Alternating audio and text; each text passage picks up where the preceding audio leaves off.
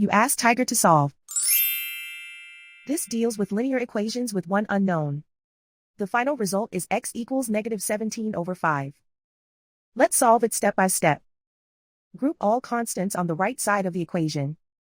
Subtract 34 from both sides. Simplify the arithmetic.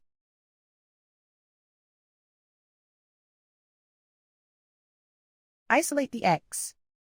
Divide both sides by 10. Simplify the fraction.